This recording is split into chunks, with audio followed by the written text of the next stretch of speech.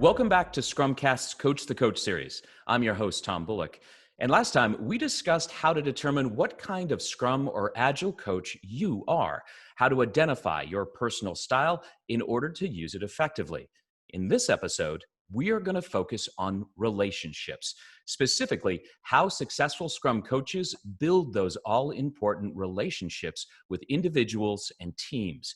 After all, if they don't know you, they don't trust you, or believe in you, or understand you, they won't listen to you, no matter how good your advice is. Scrum Inc. Principal Consultant Dee Rhoda joins us again to give us her proven tips, tactics, and techniques in building strong coach-team relationships. It's always good to see you, Dee. I want to start with this question. The relationship between coach and team, it's the foundation of their interactions. Every single time they connect, that relationship is on display. So where should Scrum coaches start in building that relationship? Yeah, well, they're going to start by building individual relationships because they have to have those individual connections to the members on the team to help the team come together and be a high-performing team in a world of psychological safety. And we hear that buzzword a lot, and we'll get to that, I'm sure, later on in this episode. But building that relationship with individual coachees is absolutely paramount to anything else a coach is going to do with an individual or with a team, with a company or an organization. And I like to start by creating that very first conversation, that very first interaction, by letting them know who I am. And as we mentioned in the previous episode, I first need to find out and better explore who I am, Right. and then bring that to the start of this conversation.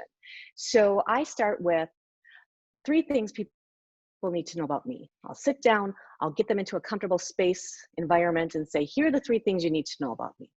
First and foremost, I am a radically honest individual and coach. I'm not brutally honest, I'm not harmfully honest, but I am going to give you the honesty that you are in a place to receive in the moment, okay? First thing they need to know about me. Second thing they need to know about me is I value confidentiality incredibly high. So much so that one time I was working in an organization, I was asked for really good reasons to break confidence about somebody I was coaching. I chose not to break that confidence and instead leave that engagement. Because here it is, Tom, if you can't show that you're being trusted by your coachee or the team, you're not gonna get that level of psychological safety that you need to help them be high performers. So I left, and coaches should know that. Coaches need to make sure that they are trusted. Okay, those are the 2 things that people need to know about me as I begin a coaching relationship. Mm-hmm. The last thing they need to know, I gotta have fun, Tom. I really do. It can't be all serious all the time. Yes, we're there to help folks be better. Yes, we're there to up their performance, but we can do it in a fun way. And so I ask them to come along with me on this journey, but also sprinkle in fun as we do it. So that is how we establish that. That is how I establish that relationship, that very first coaching relationship. I invite any coach to figure out the way they want to do that introduction for themselves. That my way may not be their way. Yeah? Sure. And of course, everybody's an individual, but to build on those principles that we talked about in the first episode of understanding their coaching, their style, their approach, and to establish their own top 3 things, the cornerstone things that people can count on, the coachee can count on the coach for, and to help, the lens through which to see how the coach is going to react, that interaction. Correct, right. And I like the top 3 things. Sure. That's my personal style. I invite others to figure out if that's their style or not. It works for me. It's worked for me since 2008. And it's not just telling them. I think you already know this, Tom. It's showing them. Right. For example, I gained a lot of credibility with that organization and the folks I was training as they saw me leave and not break confidence, okay? Sure, they also see me make some really bad jokes when I'm trying to have fun, but at least I'm displaying that it's not all seriousness all the time. And to be fair, I know you don't make bad jokes, you make corny jokes. There's a very big difference. There is. I mean, well, yeah, it has to be a corny joke for me. I'm from the Midwest, right? There you go. Okay, but to build on that, Tom, before you take me into another question, it's also very important that as you establish that coachee relationship, you give them who you are because it's important for them to know who you are. More importantly, we need to know who they are. And so I'm modeling the behavior in that conversation. And then I step into, now I'd really like you to tell me something that I need to know about you in order to keep this coaching relationship going. But it has to be something you're comfortable with in telling me. And watch out, sit back, and just listen. Listen to how they respond to that question, because what they respond with, what they tell you and what they don't tell you is invaluable as a coach as you continue that relationship and how you're going to coach them. Correct. And just as a bit of a teaser here, I guess, of course, our next episode of Coach the Coaches will be all Yeah, about listening and best ways to do it to exactly. make sure you grab everything. So Hmm. before we go on, and we will talk a bit more about psychological safety here later in the episode, but Yeah. just since we have brought it up and it is a cornerstone of this concept, can you give us a brief description of what that means? Psychological safety. Yes, please. Yeah, well, that's a term that was coined actually by a woman named Amy Edmondson. Look her up, Google her. Pardon me. She coined the phrase. She's with, I believe, Harvard, and it's really her understanding as she looked at teams and she looked at organizations that the best teams are those teams who feel they have a shared belief that the team is safe, and that they can interact in interpersonal risk taking, Mhm. that the team can take risks and know that the other individuals in the team are going to accept that they're taking that risk and support them through a learning, whatever that learning may be from the risk that they've taken. There's no shame, there's no blame. We understand that through failure, we have actually learned something, and we are going to lift up and applaud as a team members that take those risks. Psychological safety is being able to have that environment within the team. And there we would unpack so much, Tom, that we don't have time to unpack here in how you go about creating that psychological safety. I will tell you my main go-tos is first establishing with a team the difference between trust being vulnerable or Mhm. trust being predictable. If as a coach, I can help Interesting. the team members understand vulnerability-based trust, that goes a long way into setting a foundation of psychological safety. And Patrick Lencioni has written a lot about this. So has Brene Brown. But my go-to on creating activities as a coach for establishing vulnerability-based trust is Patrick Lencioni's Field Guide. There are great activities in there for a new coach or even an experienced coach to bring into an existing team or a newly forming team to get that foundation of vulnerability-based trust so that you can continue to build psychological safety, and the team will envelop risk-taking as a team. That's awesome. And just for our viewers, we'll make sure that on our website, scrumming.com, and we always have an associated blog post with these videos, we'll make sure to link these so people can find out. If I can imagine people frantically scribbling along, we will definitely have a post of resources that Dee suggests to help you in this process. Okay, so we've talked a lot about the beginning conversation. In your case, Dee, your three things, right? Right, And the right. importance of listening to the responses. So we've got both sides of this interaction. We've talked about the Mhm. positive. Let's Yeah. focus on the pitfalls that should be avoided. Starting first with the coach's introduction. In your case, again, those three things: the coach's Mhm. introduction to the team or the individual. Mhm. Yeah. So some common pitfalls I'm going to go back to, and folks that have been listened to the previous episode have heard me say it, and at the beginning of this episode, Tom, you have to know who you are as a coach, Yeah. what you are bringing to the table, and what you should not bring to the table. You are not there to be a friend to these folks, right? A friend accepts you just the way you are. You are there to be a coach. So listen from a place of how you can help them be better, because that's what coaches are there to do. They're trying to lift performance. And then one of the things I've just recently been reading about through a brand new book Brene Brown put out, which is called Dare to Lead.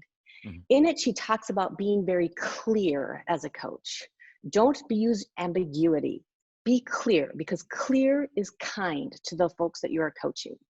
Be clear in your observations, be clear in your questions, and be clear in your concerns as you continue that relationship as a coach. So those are my primary pitfalls. And oh, by the way, don't make it personal.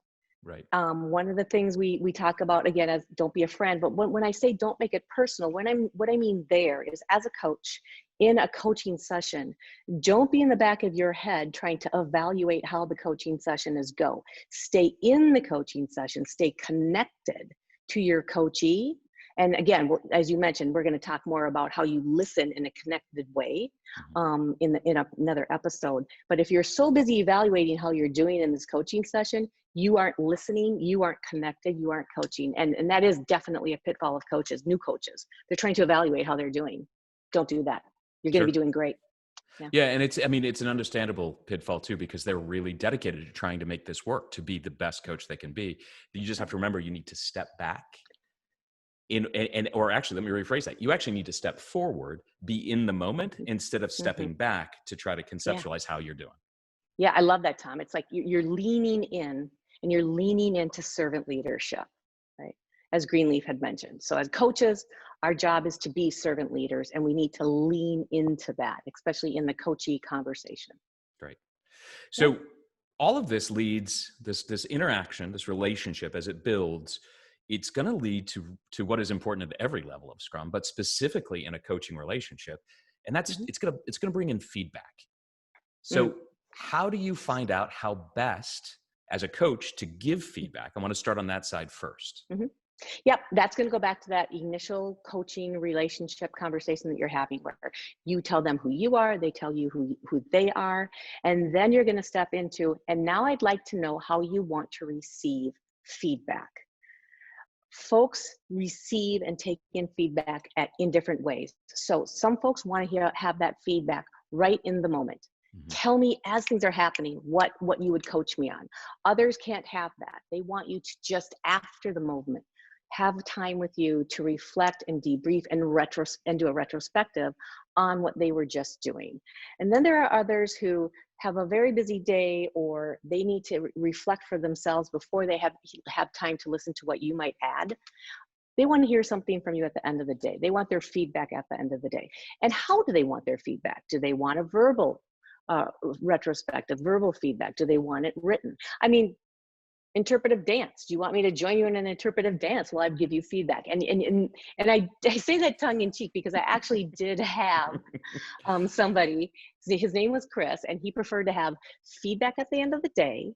He wanted a summary of the feedback in written form, but he actually wanted us to act out in improv how he could improve on the feedback, which is my favorite way of providing feedback, and then in that exact same moment, work on becoming better.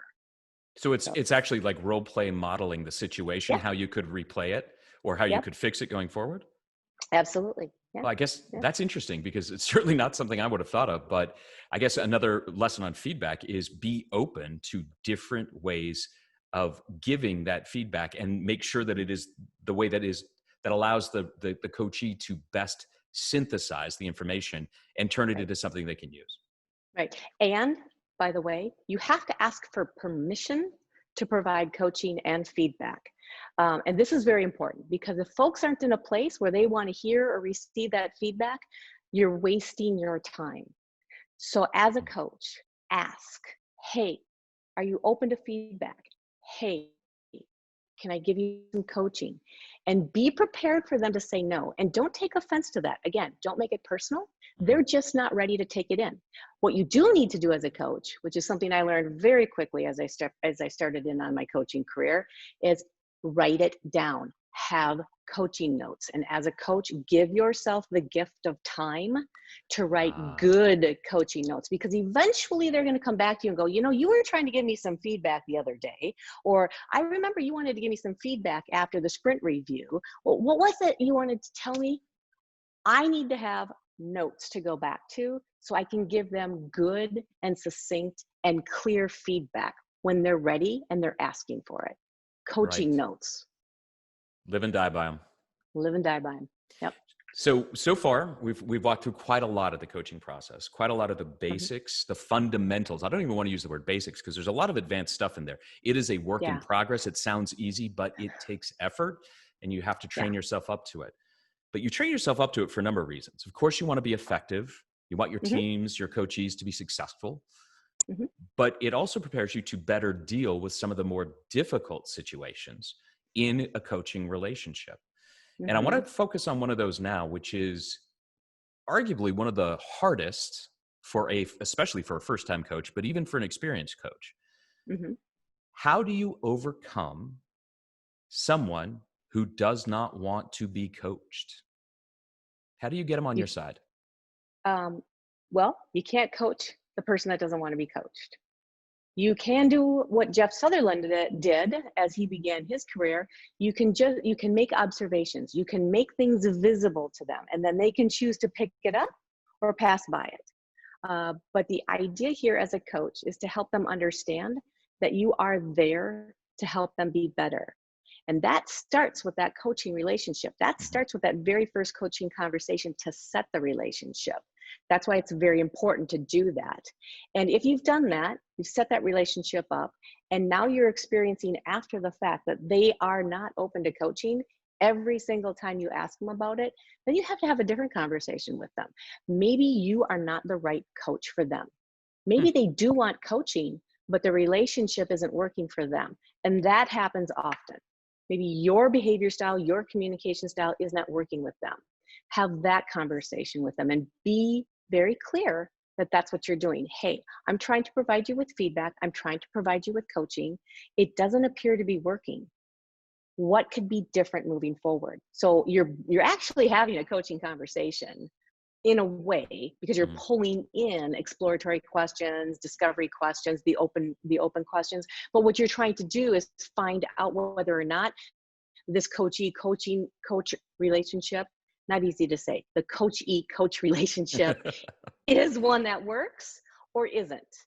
If it is one that works, if they are open to feedback and they are open to coaching, then change the conversation into, okay, what does that look like for you? What do I need to change as a coach to help you? What do you need to change in this relationship to make it work? Sure. And again, I go back to sometimes the connection isn't there and you need to understand it, identify it as a coach, and help the coachee find someone who can add value to their coaching. Now, in that answer, Dee, you brought up Mhm, another area I'd like to just kind of dig into here, which is the type of questions that you can use to build relationships. Open ended mhm, questions, probing questions for a new or even experienced Scrum coach. mhm. Can you walk us through some basic strategy, your strategy for the types of questions to consider using in different situations? So in every situation, my goal as a coach is to be a guide. I believe strongly that whatever it is a coachee is working through or trying to become better at, they already know what it is they want to do Huh. to make it happen. So I'm not going to tell them. I see that as a pitfall as well, Tom. Hmm. Coaches don't tell. Coaches don't solve. Coaches guide the coachee and go on a path of discovery with them on how they are going to solve, how they are going to fix the issue at hand. And you do that in a number of ways with open-ended questions that don't solve, questions that don't have a yes or no. Coaches should really stay away from yes or no, from questions that a simple yes or no will answer. Mm. You're not helping them at all in a discovery conversation when you do that. Open-ended questions that invite conversation, that invite exploration. Lisa Adkins has a couple. In Lisa Adkins' book, she has open-ended questions. There's an ORID is a technique that is used, ORID, where you're using objective, reflective, interpretive, and decisional types of questions. My favorite is clean language. Now, this is a way that coaches can use and engage in a conversation of metaphors with the coachee to go down a path of discovery, reflection, and solutions. There's a ton of tools. And as you mentioned, Tom, we'll make sure that we get them all out on our website. When it comes to the questions, though, I invite all coaches to take a look at all of the kinds of different tools that are out there. Try them on, see how they fit on you. Say these questions out loud. How does it sound coming out of your mouth? Is that really your style? Would you really use that word, or would you use a different word? Would you really make that statement, or would you not? So try these questions on, try these different styles on, see which one or a mashup of them works for you. And then, and in a way that you can do that, and it sounds really silly, but it is so true. And everybody I talk to that takes on this invitation agrees with me. Get in front of a mirror and try those questions on, and listen to how they sound, but also look at your face and your nonverbals as a coach and see if what you're saying is matching what you're seeing. If you're asking a question in a certain way, does your nonverbals actually comply and match up with it or not? Because it's very important as a coach to understand your coachee is not just listening to what you're saying, they are looking at your nonverbals as well. Sure. For example, I mean, a favorite go-to open-ended question for me is, what would a small experiment look like? I asked it that way, but if I were a coach who hadn't really tried that statement on, I might have said, yeah, so tell me, what would a small experiment look like? Two different ways of approaching the coachee with that same same open-ended question. Figure out what your style is. Right. So let's step back for a second. We've talked about lots of different pieces here. Yes, exactly. You got to show your team pride. I know you, Dee. So can we pause and can you walk us through kind of like a classic coaching conversation using all of these different pieces? Yeah. Okay. So my go-to is Lisa Adkins. Mm-hmm. I've actually made an adaptation to her arc of the coaching conversation. But Lisa really has four stages in the conversation. And the first one is to create the environment. So as a coach, get yourself prepared to step into a coaching conversation. Again, you're already self-aware. You already understand your communication style. You already understand your go-to open-ended questions and how you would address those. Then determine, is this a coaching conversation that you have set up with the coachee? If so, what's your agenda? What is the area or the focus or the topic? It can't be open-ended because you're going to have a minimum amount of time. So as a coach, why are you having this conversation? And be prepared to explain that to the coachee. Now, sometimes you don't have that luxury as a coach. Sometimes you are being asked to come into a coaching conversation and you may not know what the agenda is. Sure. So then as you're creating that environment, as the first stage in the arc of the coaching conversation, you're going to establish with your coachee, what is the agenda here? And make sure that it is not a broad agenda. And if it is, then you step into the next phase of the coaching conversation, which is an exploration of the topic. So the coachee may come with this really big topic of, well, I need you to make me better, or I need to be a better communicator. Wow, that's an explosive, humongous topic that we're just not going to cover in a 30 or 60-minute coaching conversation. So we explore that topic. We try to bring that topic down, which is the third section. After we bring that topic down, we're going to narrow down the actions of a very specific piece of that topic. So let's say, again, it was, I need to communicate better. We're going to narrow that topic down a little bit to written communication, verbal communication. Is it communication with the team? Is it communication with a specific team member? Is there a specific environment or situation that is occurring that you want to improve communication with? Really drilling down. And then going in, again, that third area, which is narrowing down the actions after you've narrowed down the topic. Okay, great. So the situation here is that you need to be a better communicator during this sprint retrospective with Claire when Claire is asking you for help. Okay, how are we going to make that look different? Now, that's where you bring in those open-ended questions. What does an experiment look like in the next retrospective with Claire? What would you like to see different in that next retrospective? Narrowing down our actions and our options. And then finally, the fourth stage in the arc of the coaching conversation is, okay, what are you, coachee, going to commit to doing out of the actions that you've identified that will make this topic a better one for you? Okay, and that's where you have to help the coachee not say, well, I'm going to do all of these actions.